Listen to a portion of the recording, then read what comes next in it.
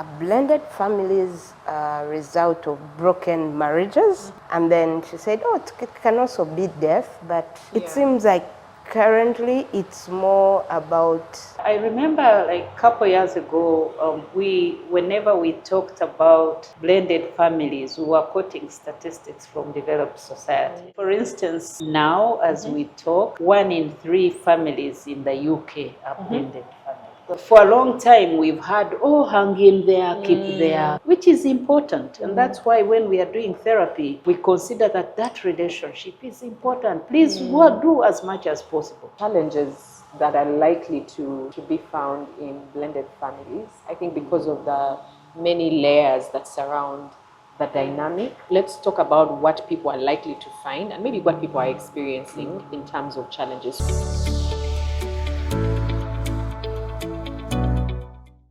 Welcome back to Reality Check. This channel cares for hearts and minds, and we have conversations on mental health, hoping that you can take care of your mental health a little better. And we do that while addressing challenges in marriage, in relationships, in the workplace, and just, individual mental stresses or mental health stresses. We do that every single week, and this channel is called Reality Check. So if you're new here, consider subscribing and join the family of people who are taking their mental health seriously. My name is Rachel. I'm your host. I am joined by Dr. Ivas Atwine, who is the founder of International Center for Mental Health and Family Care. And I think she has become resident therapist. Yeah. Dorcas Masekese is a child and adolescent therapist, and she offers support with your children, helping them make sense of their mental health together with Dr. Ivas. Okay, so today we have a conversation that kind of encompasses parents and children.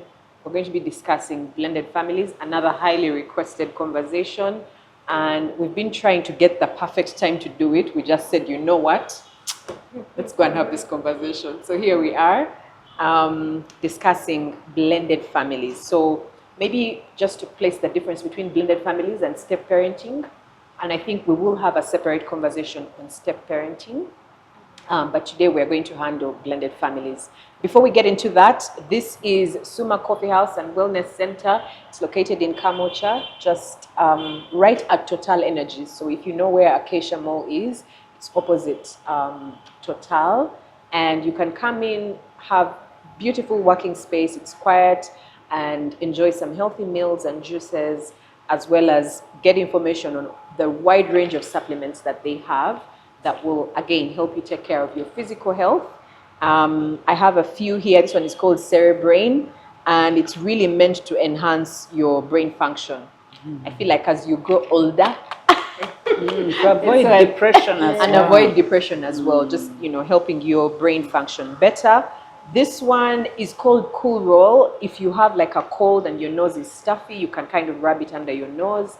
Or if you have pains and aches in like your joints, it would be very, very helpful. And then this, I'm meant to understand, it can also work for adults. It's called Smart Kids Sharp Vision, and it supports eye health. We were talking about how our eyesight is just deteriorating by the years. And so this would definitely help. It's a supplement that would help your children with their eye health, but also you as an adult. And this is just a few of the many supplements that are available for you to take care of yourself. So come by Suma Coffee House Wellness Center, or take advantage of the contacts on your screen and order yourself some supplements. Welcome, ladies. Thank you. You've all gone into pensive mode. I'm wondering if you're thinking about the topic ahead or what we were discussing before. Both. Yeah. Okay, so the rise of blended families. I'm curious to hear your initial thoughts. Do you think it's a reflection of modern society? Is it one of those things that is, well, we have nothing to do because, this is what is happening? So, like, initial thoughts from the both of you. I'll start. I earlier asked Dr. Ivas a question. I was thinking also loudly. A blended families result of broken marriages. And then she said, oh, it can also be death, but it seems like Currently, it's more about a failed marriage, and then we come together as a couple. I come in with my children from my previous relationship, and then my partner comes in with children from a previous relationship. Now, if I look at it as a result of a failed marriage, a marriage which didn't work out, or divorce, and that kind of thing, then there are many other factors we need to look into. How well did we resolve the other marriage which we were in? How did we end? Did it even end? And the children who are part of this relationship, did they get, I didn't call it closure? Did they get closure? What are we ready, us as adults, are we ready for this kind of family? Before we even get into it, how ready are we? But too, are our children ready and prepared? Have they been prepared for the new circumstances under which they are going to live? Will they adapt? Those are all things to think about. But I wanted to pay more attention for what led us to where we are.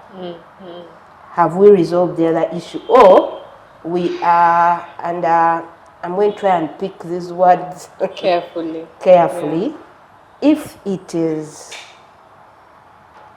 a damaged person, I put that in quotes, with unresolved emotional issues, coming together with another person, because by all standards, if I've been in another relationship and it failed, there are issues, there are emotional issues to deal with beyond physical and all that.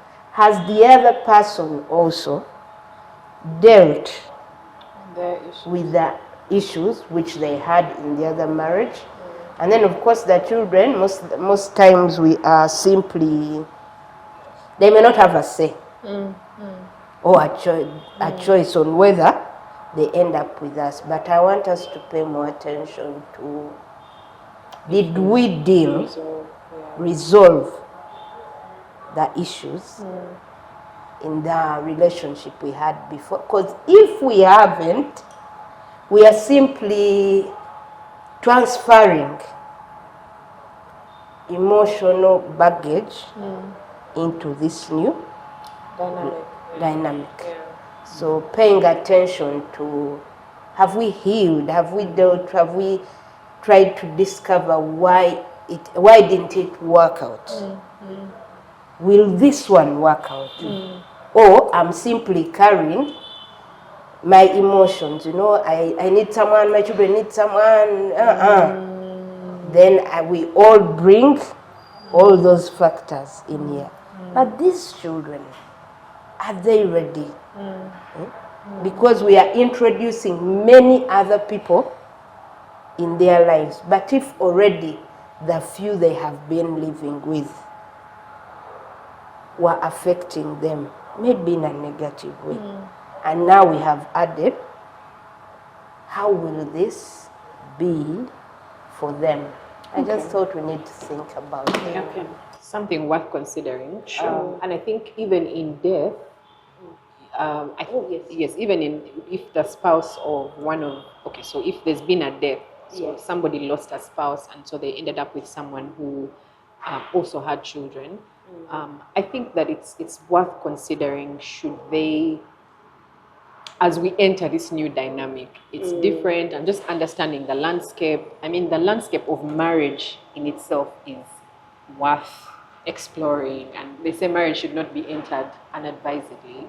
So you need to ask yourself certain questions. Am I doing the right thing? Am I marrying the right person? And I think that with the blended families, yes, you do need to ask yourself those very tough questions, whether you lost a spouse or whether you have a broken marriage.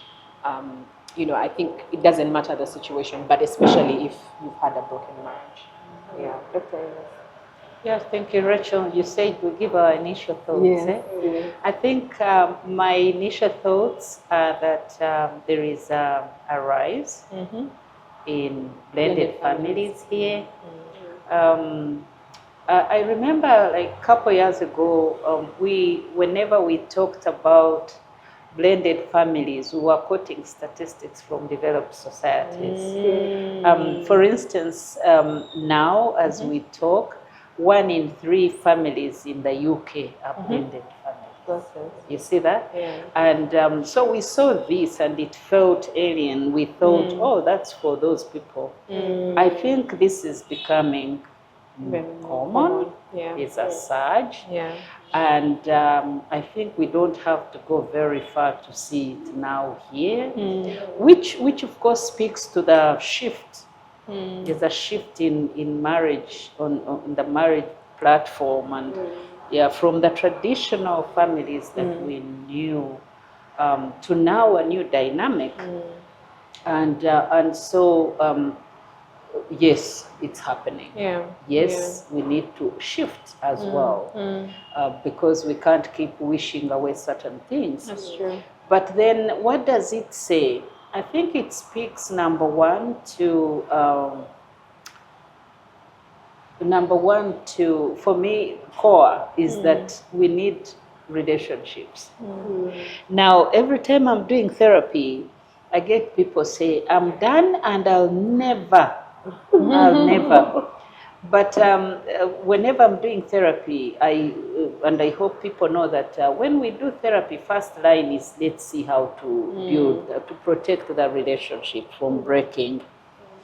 And so, because one of the reasons we do that is that, number one, a relationship can be repaired, can be salvaged, but secondly, that any other relationship you're going to get into, it will not be any easier. You see, it might not be any easier, because I have to be sensitive here. There are some people who are in very dangerous relationships, honestly, like it's a death trap. Like depression, we talked about depression in one of our episodes. We are now seeing people die buried because of depression gotten from marriage. And it's very sad, because for a long time we've had, oh, hang in there, keep there, you have to be there, which is important. And that's why when we are doing therapy, we consider that relationship is important. Please do as much as possible. But should it fail, then you have to leave. And definitely there are circumstances where you don't just keep saying keep there, because you can't marry someone against their will. Yeah, that's true. It's becoming really, really dangerous. And we are not setting people up to leave their marriages. But it's real. But the point I was making is that then we need to know that shortly after the pain has settled, then companionship. People need companionship. And again, let's understand that human nature was created to relate and to connect. And because this is the deepest relationship, then we also need to connect deep. And so that's why we need partners and all the needs that are associated with it. And so for me, that's those two, the shift in the traditional family and then family dynamics, which requires a shift in the way we think and in the way we do things. Yes. And then, of course, how this is a pointer to how we still need marriages.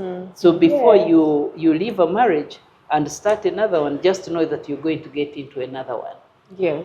Yeah. And so then it also reminds me, I'll say this, the 80-20% principle. Because most of the time we discard the first marriage and we think, I deserve better. I deserve better. And then we are looking for, sometimes we are looking for 20% that we don't have, but you discard 80. Then when you go start a new one, you're not going to get 100%. You'll probably get another person who also lacks some 30 or, you know. And that's why we encourage in therapy that let's see, by the time you make a decision to leave and to go start a new relationship, let's see, have closure and convince your mind that actually you did the very best that you could do, and you had nothing else to do other than to leave that marriage. So it's very important for us to know, so that people are not on the move, because you see subsequent, you've seen like divorce rates in subsequent marriages. It's higher. It is higher. Yes, higher. Yes, it is higher for reasons that Dorcas gave. Number one, the emotional baggage that we go with, and then we get there and we say, I am not going to be mistreated again because you didn't heal. But also, secondly, it's harder. It's harder. It's harder. The dynamics are more. So and you know, our happiness is rooted in the fewer things we have to manage, how well we manage. them. So it is harder. So we are seeing this, and people find themselves there. We all find ourselves there, but it's not easy. So I don't think it is. I don't think it is, and maybe that's a good segue into my next question. Challenges that are likely to be found in blended families. I think because of the many layers that surround the dynamic. Let's talk about what people are likely to find and maybe what people are experiencing in terms of challenges. So let's talk merging, the children, merging cultures, a way of doing things. And of course, if a family has already been formed, like there's a father and children, or there's a mother and children, and they're coming together, the mother and children have a way of doing things, or had a way of doing things in a previous relationship, same as the father and his children. So, but then there's also the coming together, to create your own, your own dynamic. So, what are some of those challenges? And if we could be as extensive as possible, to just point at those different challenges and maybe how they can. Maybe we'll highlight a few that we can help with resolving. Okay. Maybe I'll go first here. What you have just mentioned, navigating the step-sibling relationship dynamics. That's hard. First of all, we need to understand that irrespective of the age, maybe when children are still little, but you see there is what we call attachment in relationships. Attachment in relationships is that this child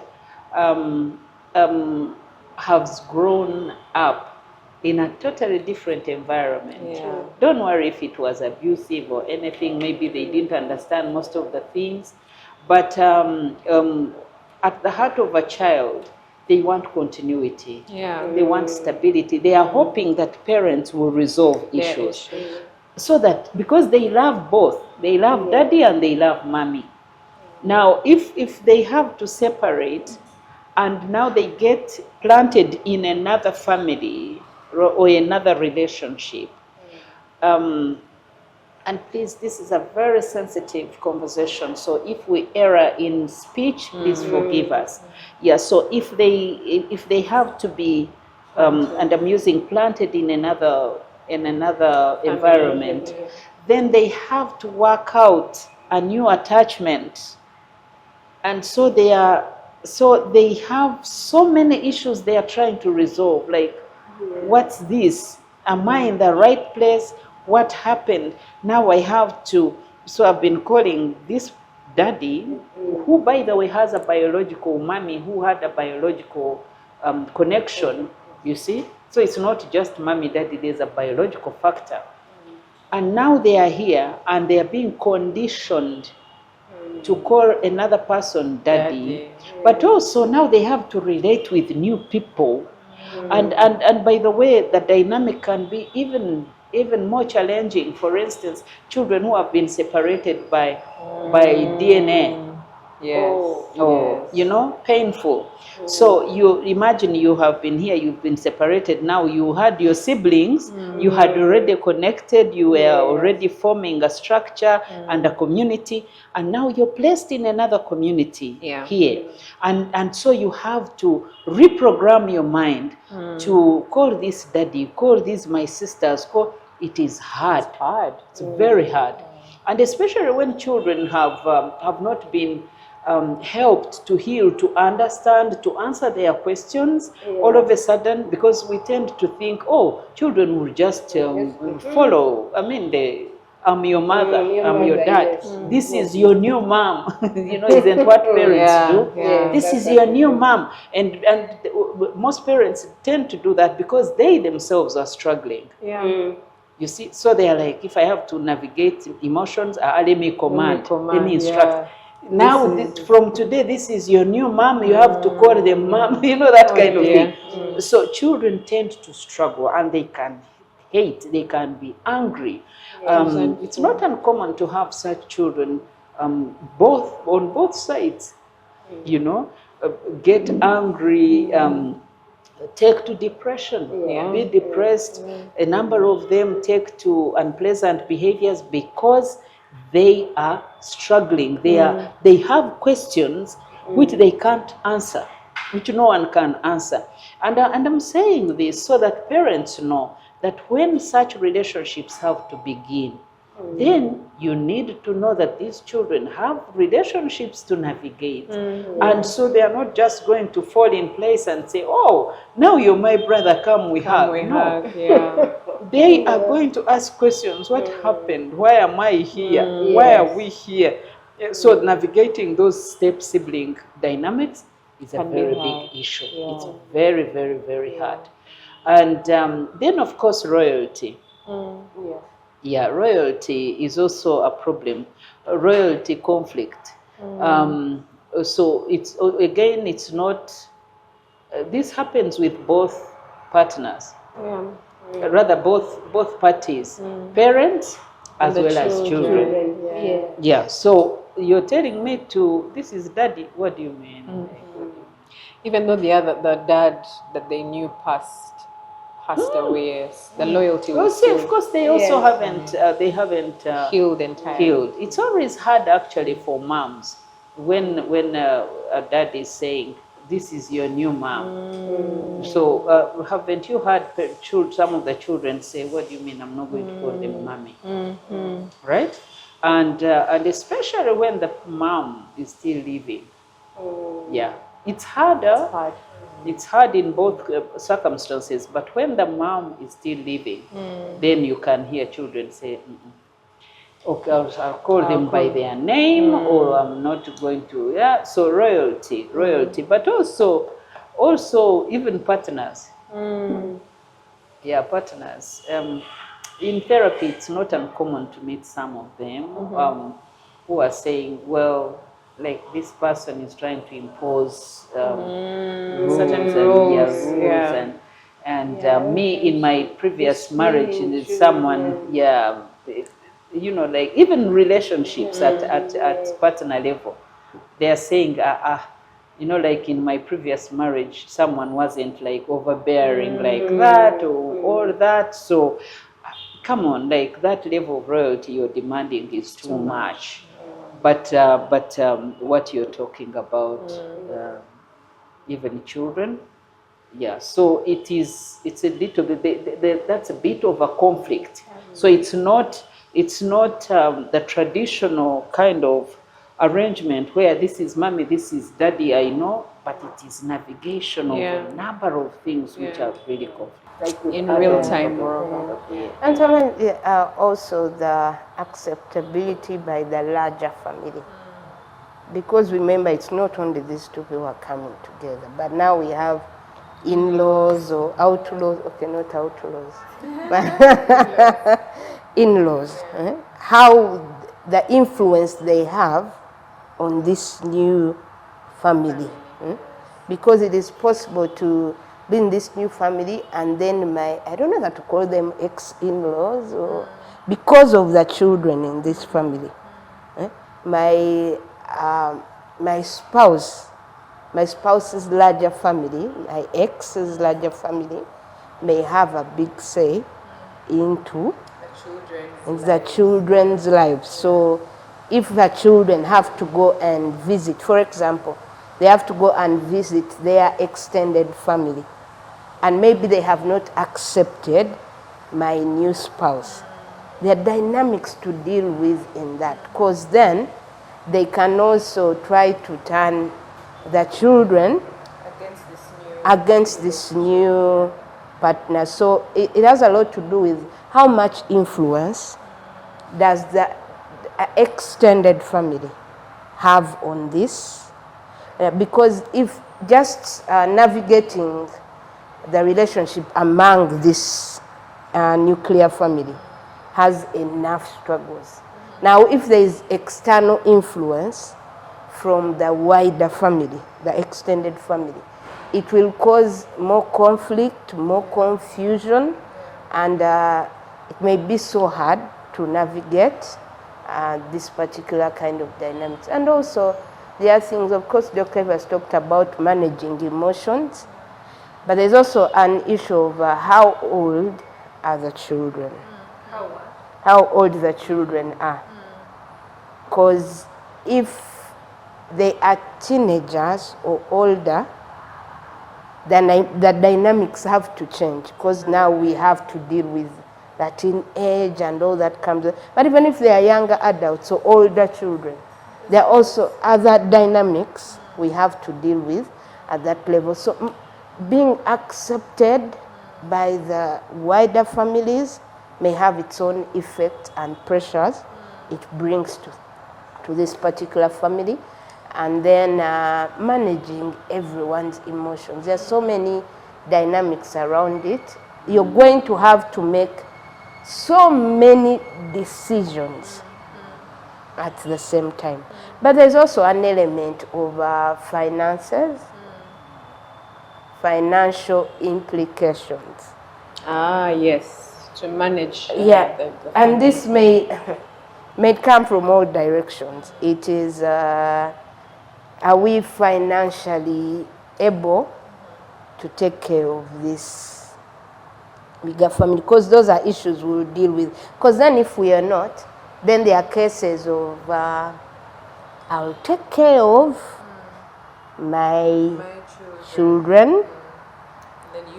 Then you take care of your children. And then among the two of us, like managing the finances in this whole context. It may be easier if both of you are contributing, but in the event that one of us, or we are not financially very stable, then how we manage avoiding cases where I have to end up taking care of or playing favoritism. In this area, like you have to work so hard to make sure that everyone is taken care of, not only financially, but even supported emotionally.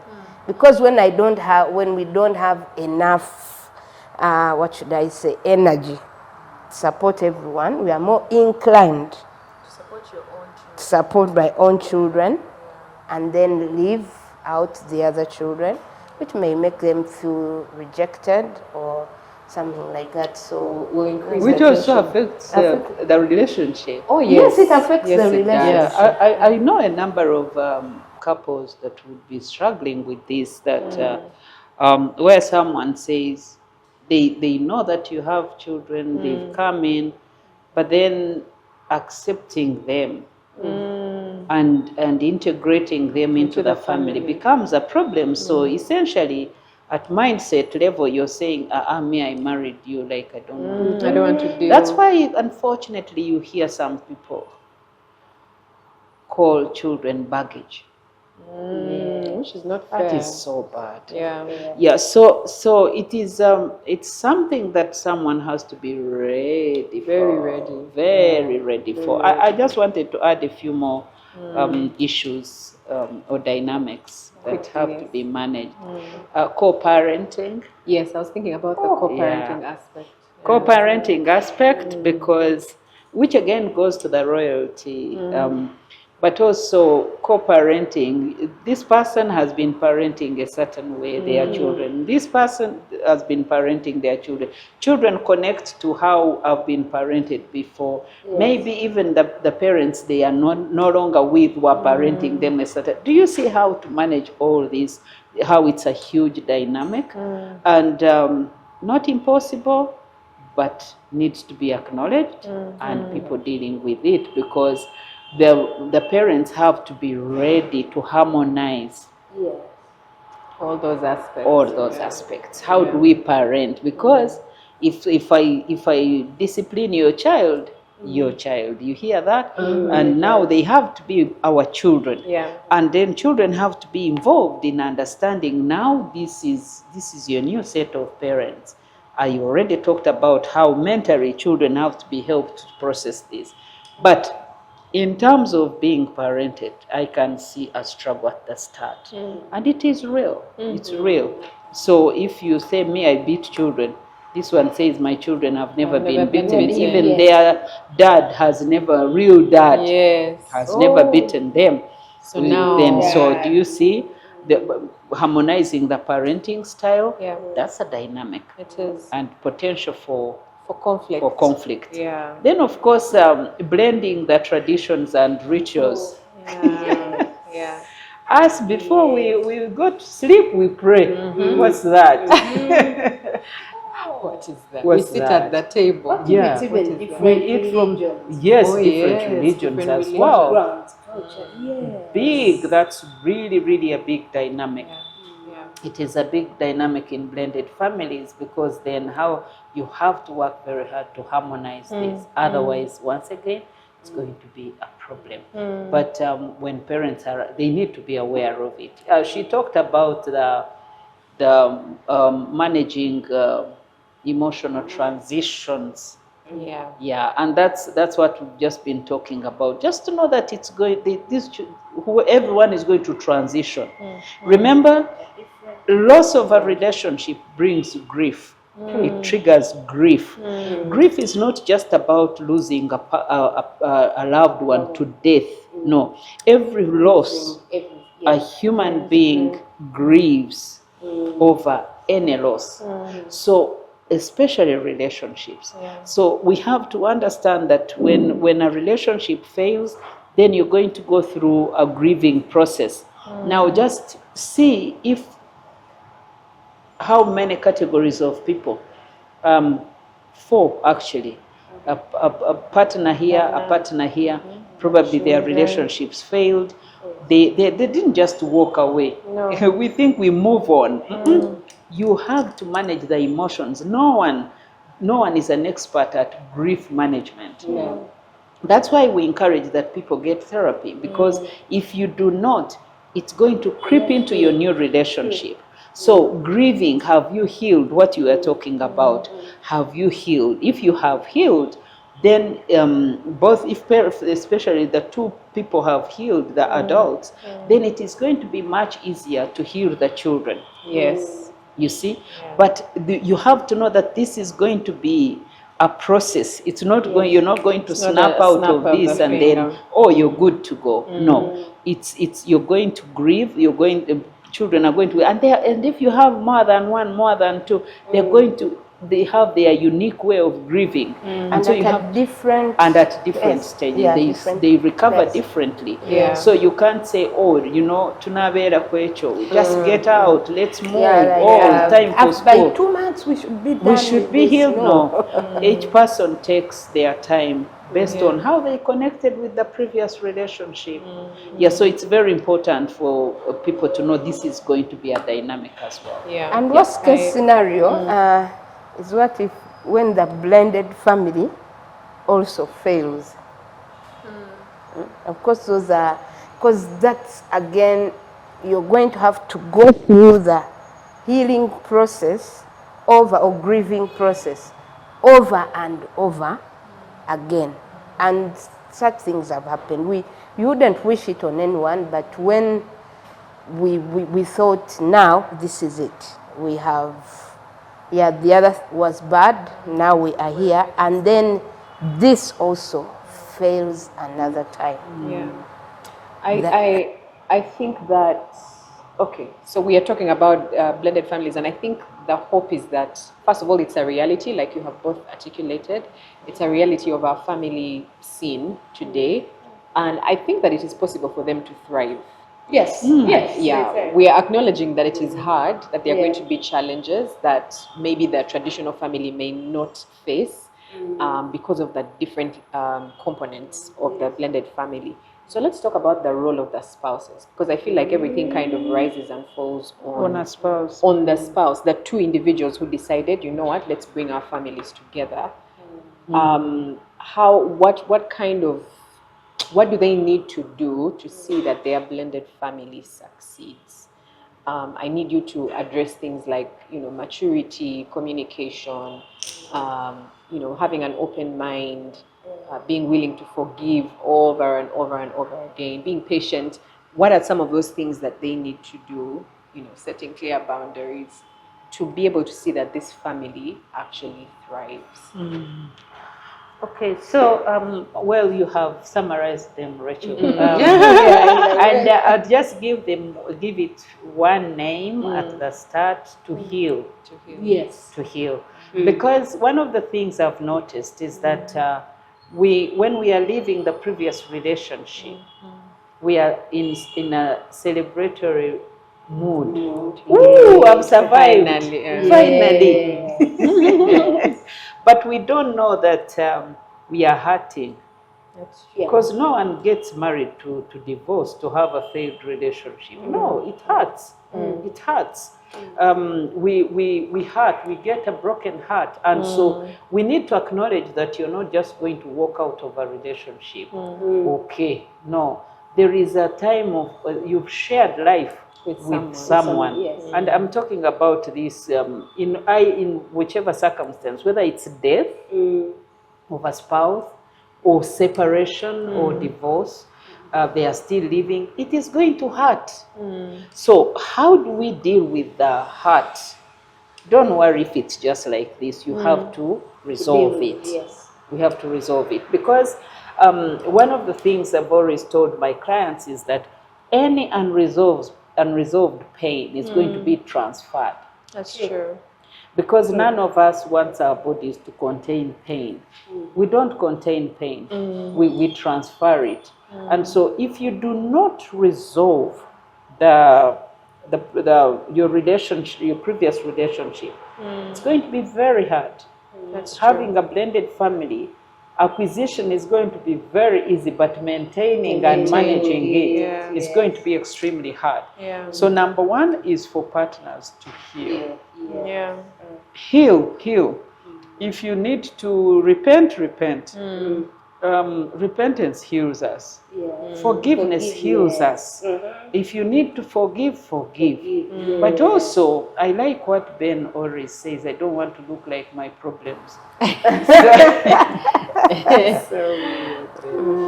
So make sure that you don't look like your problems. If you had challenges in the previous marriage, I guarantee you can heal. But you can also learn. We heal through learning. Because sometimes I've seen people walk out of their relationships, which is very sad, but they go blaming. All they see is the negative. Oh, I've survived, this person, was doing this. Yeah, I'm out. But you see, you also need to learn. Make sure that you don't take certain things to another relationship. Right? And this happens a lot. It happens a lot. And we forget that the excitement you have when you're starting a relationship is not going to be the same as when you're managing it midway and along the way. So it's very important to learn. If your partner was bad, usually it's partners that are bad. But also as we make mistakes. Yes. We make mistakes. in managing in reacting a certain way, in not managing a certain emotional regulation. Yeah, and to all know what that. was Yeah, your what role was your role in in the that, marriage. but also what do you learn from this? Yes. You just walk away from an experience. Excited that Life you're is free. experienced, and we should experience this. Maybe you learned that there are some really, really bad partners. How does this inform you? Still takes the spotlight off you. I know it does, Yeah. but the key point is learn. See some lessons, some things you wouldn't repeat in another marriage. Yes. See some things probably you need to be aware of in your partner. So life is about learning and being better. So heal. Yeah. But then I also mentioned this. I said, please, just know that people are going to heal at different times. Even your partner. Yes. From time to time, they could still refer to their previous, to their ex. Yeah. How do you deal with that? Do you slap them out of it? Do you tell them, no, I don't want to hear about your partner? We are But if here they are now. co-parenting, they are still also going to be in each other's lives. Aha. There's There's that that. dynamic Yeah. as well. Yeah. So boundary setting. Okay, so I have children, they need their dad or their mom. But how are we going to do that? Actually, that's a very big problem in blended families, because I think I've encountered some that are struggling with this issue. I don't want to see you talk to your partner. Yeah, but there is a dad to my children. No, I don't want. That kind of thing. But also, people who are communicating with their ex, Yes. they also don't know how to lay boundaries. Yeah. Now, please note that sometimes when marriages fail, people are still showing how strong they were until their partner moved on, and they were not ready. That's true. They were not ready. So Yes. it's not uncommon to see some people who are still begging their partners to come back even when they've gotten married. It's common. Yeah. It's very common. Now, how do you manage it as a person in this whole Yeah. place? How do you define boundaries and say, when we are talking now, you have to respect that I'm in another marriage, so please don't disturb me. And he says, oh, can't you come back? Now that's where we see little messages bringing can't you come problems. back? So boundaries are very important Yeah. to be drawn. Yeah. And of course, communication, you talked about it. Communication is key. Let people know. Communicate your challenges, communicate your boundaries, talk about the kind of experiences you're having and how you think it should be made better. So it's a lot. Yeah. Yeah, and I think it also comes in with, ties in with boundaries. Establish clear expectations about everything. How are we going to parent the children? How are we going, the whole issue of how will we communicate in case our children have to stay in touch or you're co-parenting? How will we go about it? In case we have to, how are we going to deal with the wider families, the extended family? So establish clear communication, but also expectations. And I think you need to discuss further on that. The other thing is you have to have, I think it also comes with establishing character, but we also have to have meetings as the whole family to discuss, to check in with each other. How are we? How are we getting on? How are we doing? Is this working? What do we need to clear? Where do we need to work things out? Also having routines and schedules, because we are going to have to change culture or traditions, for lack of words. Yes, we've been doing things a certain way in our different homes, but now, what are we adopting for this new family? That means you're going to have to give up, to negotiate, for lack of words, some things. to drop some things from your earlier relationship to make this new for us as this new family, without pulling in. We used to do this where also us, we used to do this, but now how do we make things work for this current family in which we are? And then, of course, we need a lot of patience and understanding. It also ties in with what Dr. Eva said, of each one of you is going to heal differently, grieve differently, adjust differently, and at a different pace. So we need to be patient and understanding. That means there will not be room for giving out midterms, like by end of this month, by December, all of us should be aligned. If someone has aligned, they have to drop off. Eh? They have, I don't know where they go. And also I can't emphasize open communication, that you're going to have open communication. You cannot hide things around, walk around, and then you can't afford to be silent. Especially daddy and mommy, you can't afford to be silent or take a silent leave or a sabbatical. When it comes to this relationship, you're going to have to communicate. What is working, what is not working, how are we hurting each other, the children, how are they adjusting to each other, what do we need to change? Yeah. That's very, very key. And I think at the core of this, I mentioned this when I was asking the question, it's just maturity overall. Obviously, you have kids who are still being formed. Their emotional intelligence and their maturity level is still growing. But I think if the two individuals, the husband and the wife, are mature, or at least can approach and handle things in a mature way, then they are able to help everybody and to navigate the ship, you know, that is this new family dynamic.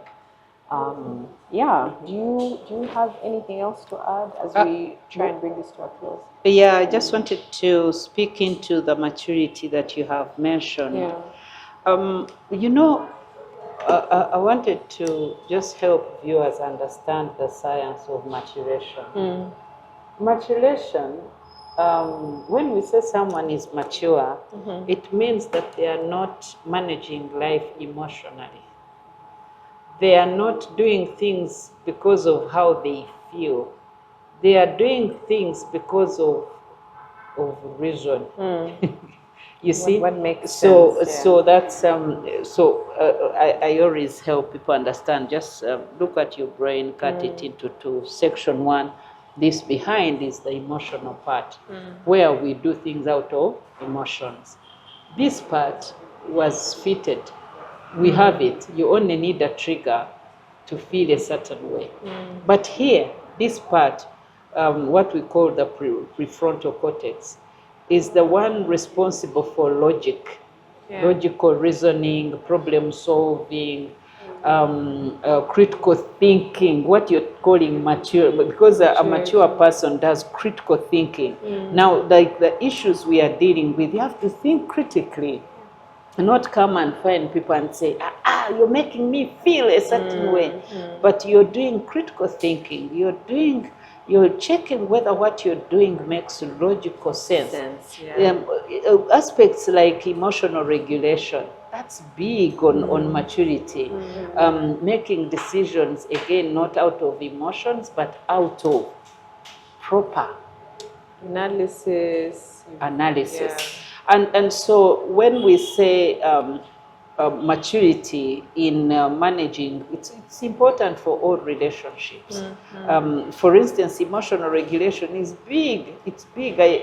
In fact, when we ran a session on depression and adultery and infidelity that Ugandans were expert at, some people are just making fun, and they think, you know us, I cannot leave a woman or a man to see them.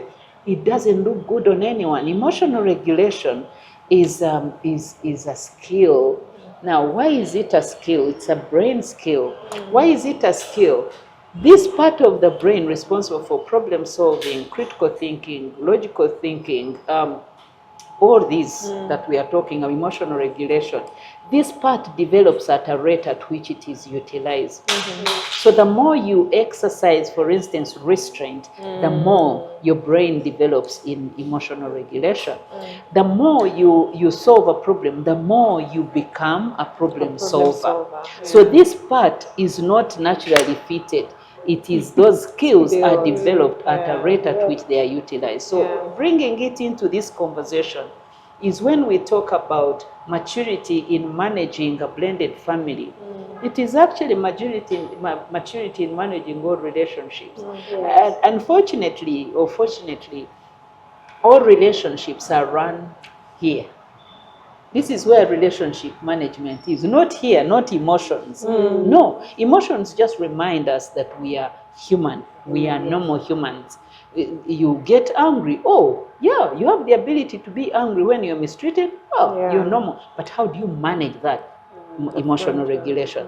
Lust is a big thing. Everyone is lustful. We all have capacity to be lustful. But then how do you manage that? How do you help put that into proper perspective? What do you tell this lust? What do you tell it? Do you say, oh, I can sleep with any woman? Or do you say that person is not my wife? So that's how it is important. So these emotions are there. But in managing relationships generally, and now we are talking about blended families, there are so many dynamics that require critical thinking, that require problem solving, that require emotional regulation. When you see someone is still stuck in some world, how do you help them? How do you help them without getting angry? Like so many things, finances, being patient, it requires being understanding, being compassionate, being empathetic, being all those are skills that have to be applied. But they are part of the bigger maturation process. And so I just thought I would add to that. That's actually very helpful. I think in understanding that you don't have to be the way you have always been. You know, like how people glory in, I naturally, that's how I am, I have anger issues, or, you can't take that into a blended dynamic because you're going to fail miserably. Already in a, traditional marriage, you'll struggle. So imagine all these layers of the blended family and you're bringing in that behavior that, you don't even have the desire to want to be better, and to want to be mature. I can't tolerate people. I can't tolerate people. I can't stand slow people. I can't. So what are we doing exactly? Why are we even here? Yeah, so generally, Rachel, if you allow me to say this last word, is that relationships actually train us on character. That's true. They stretch us, they get us out of our comfort zones. The harder the relationship, the deeper the ability to be a better person, because you're going to stretch yourself. That's true. Yeah, you're going to stretch yourself. You're going to grow in patience. And as I mentioned earlier, these are not things we learn in class or we learn from comfort. You don't need resilience in a comfort zone, do you? You don't. You don't. Yeah. You don't need patience when everything is going well. And so once, I think probably this should be my message to people in this kind of relationship. If it has happened, just to know that it has the ability to stretch you and train you to be a better person. Why are we looking for better people? Who are they? Again, I ever talked about the character of God. Do you know how much we stretch God? Oh, we do. If he was to kill all of us in one day, he had the capacity to do that. You see that? But we say God is good. Why is he good? He's merciful. He's gracious. He's patient. He understands our pain. He does all this. Do you know that we can learn all these things? We absolutely can. But do you see how we stretch God and he doesn't kill us? He doesn't really. Now, that's exactly what he wants us to do. So the harder the relationship, the deeper the capacity to be a better person. But then what do we do? Most of the time we run. We start a new relationship. I didn't sign up for this. I didn't sign up for that. I didn't sign up for this. Or we are dealing with stubborn people who are saying that as we are willing. So it's all, if we embrace that, I'm patient. I'm patient. Yeah. I'm patient. But this doesn't grow in, it's not mushrooms, not. man. It's a lot of work. It is a lot of work. Thank you, Dr. Evers. If you're in a blended relationship, be ready. That means you're going to give yourself an opportunity. Prepare yourself psychologically so that you are not shocked by what happens. Prepare yourself psychologically. Be ready. Be open to learning. Be open to learning from the children who will join the family and the other person. You have to be open, and to some extent, you're going to have to be vulnerable. You're going to have to be vulnerable. You cannot afford to say what Rachel was saying. I've always been like this. I can't stand people. No, you can't. Come in with an open mind. Come in with an open mind, ready to make this work and ready to make sacrifices, to negotiate, to do ministry. Ready to do ministry. Yeah. To be ready for it psychologically, and you will make it work. Otherwise, if you come in with a closed mind, You'll struggle. you're going to struggle, because it's already going to be a struggle even without you having a closer. But blended families can work, but it's going to take work. They don't work out themselves automatically. Just like any other, you're going to have to put in the work to make sure that this relationship works. Absolutely. And I think I can't overemphasize the need for support, especially in the transition period. And maybe that's why jobs like the one Dr. Evers and Dorcas here do. Dorcas, like I mentioned at the start, is a child and adolescent therapist. So if your children are struggling with this transition, book a session with her to have that conversation. You do house calls as well, right?